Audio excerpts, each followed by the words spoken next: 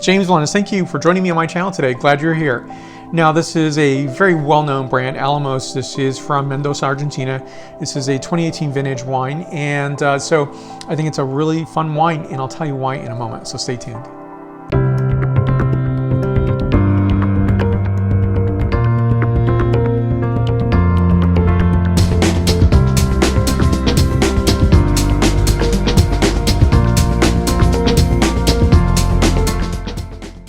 So I was on the, this comes from a series of wine tastings I was doing for the Malbec World Day. And I think they're really important to have these specific days, even for ice cream, which I love ice cream. But I think there's, great ways of reminding people about specific regions or varieties, because even in my busy world, I am very worldly about wines, and I love wines. And sometimes I just need to be reminded about a certain variety and to taste those wines. And I think it's a really good way to do that.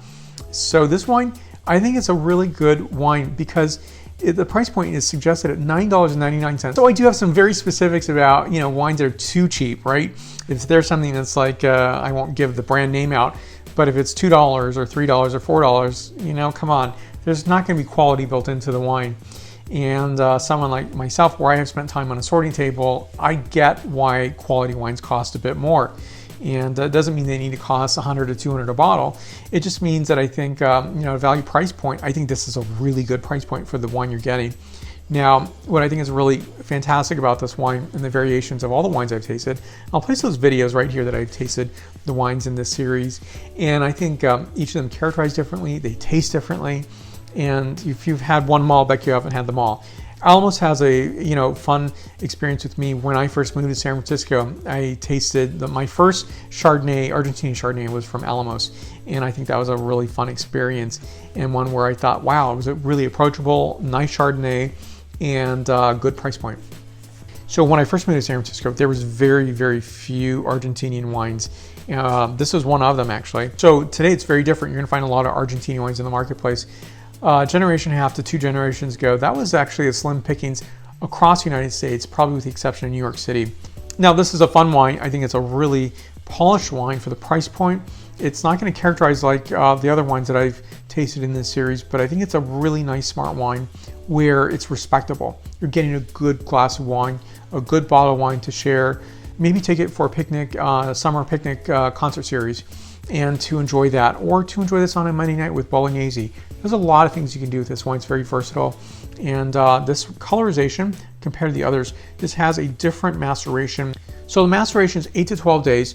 You're also going to have, say, compared to other Malbecs, and especially in the series, anywhere between, say, 25 to 32 days. So it's a different characterized wine. They're going to taste different. They're going to look different, because when you have something that's going to have a characterization of, say, 25 plus days of maceration, skin contact, that's a long time. And it's going to really express itself quite a bit in the content and the experience of the wine itself. For me, I think what I enjoy about this wine, I'll tell you some scent and flavor notes in a moment. Now, this also spends 6 to 8 months in French oak. I do not know how much of that's new. I'm guessing a very small portion of that is new, but the price point, when I think about all the elements in this, I think it's reasonable. I think it's, that's the right amount of maceration, that's the right amount of time in oak for the price point given. So if it had additional elements to this wine, there'd be many more things to put in this wine in terms of price point. Now, this is a 13.5% ABV. I think that's really unusual. You don't see a lot of that from Argentina or other places, to be honest, in the world today. And I think this is a really fun wine. So you'll definitely try out the other Alamos wines. I think they're a good price point. So I think people have been saying to me for a while they want me to do more approachable price point wines, which is fine. I'm going to be doing that alongside other wines that I think are much more select and a little less quantity produced. But this is one where I think it's a very nice wine price point, and their set of wines that they do produce is really nice as well. So here we go. The scent characterization on this is being cherry notes. So a lot of the other more maceration Malbecs, I think, are going to characterize more of a bramble characterization, in my opinion, as well as evergreen forest, red clay earth, violet notes, and pepper. Next, the palate characterization. So brightness on the palate, bright red cherry notes, which I think is really exemplified and pairing well with the acidity on this wine. Almost a tart characterization.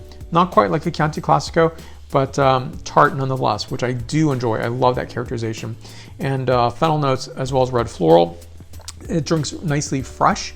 And I think for the price point, quality wine, I think it's a really nice, good value to get. So in your marketplace, you will find this around the $9.99 price point. I do point this out because there's some variation that does happen throughout the United States. This is 92 points out of 100 points. And my new podcast is featured on Apple, iHeartRadio, Stitcher, and Spotify. So let's stay connected. More information on the producer down below. Questions and comments can be listed there. And that's where the like button is. So please hit that button. Right up here is the subscribe button to see the latest videos that I'm producing. So please hit that button if you haven't done so already. Thank you for watching. Thank you for your support. And let's stay connected. Santé.